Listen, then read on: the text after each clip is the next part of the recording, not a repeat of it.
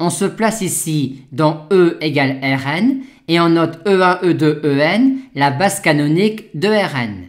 Et pour chaque permutation sigma de Sn, on définit par son action sur la base canonique de Rn l'endomorphisme F sigma ainsi. On pose alors P cet endomorphisme-là de E et on nous demande alors de déterminer la nature géométrique de P, son noyau et son image. Comme les endomorphismes F sigma ont été définis par leur action sur la base E1, E2, En de Rn, on peut essayer de regarder l'action de P sur les vecteurs de cette base-là de Rn pour écrire ensuite la matrice de P dans la base canonique de Rn. Commençons par P de E1. Le but est alors d'écrire ce vecteur-là en fonction de E1, E2, En. Or, quand on considère les permutations de Sn, il y a celles pour lesquelles sigma de 1 égale 1, celles pour lesquelles sigma de 1 égale 2, et ainsi de suite. On va donc partitionner cette somme-là selon la valeur prise par sigma 1. Et des permutations de Sn pour lesquelles sigma 1 égale k, il y en a exactement n-1 factoriel. Par conséquent, cette somme-là est-elle égale à celle-là.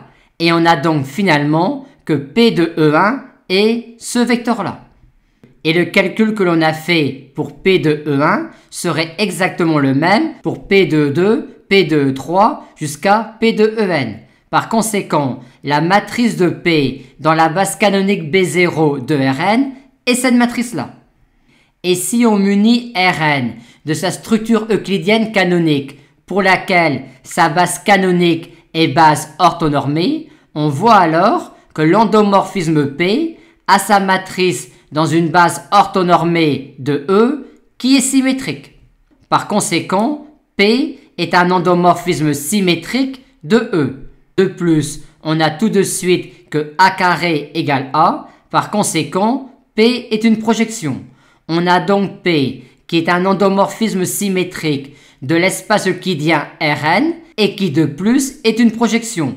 Par conséquent, P est une projection orthogonale. Aussi, pour déterminer sur quel sous-espace on projette avec P et parallèlement auquel, il suffit de déterminer soit le SEV sur lequel on projette, à savoir ker de P moins identité qui est également im de P, ou alors déterminer le SEV parallèlement auquel on projette, à savoir ker de P qui est orthogonal vu que P est une projection orthogonale à ker de P moins identité égale im de P. Mais ici, on a tout aussi facilement im de P qui est la droite dirigée par le vecteur E1 plus E2 plus En, ou ker de P qui est le hyperplan d'équation x1 plus x2 plus xn égale 0 dans la base canonique B de Rn. Et donc d'une manière ou d'une autre, on obtient que P est la projection orthogonale sur la droite dirigée par le vecteur E1 plus E2 plus En.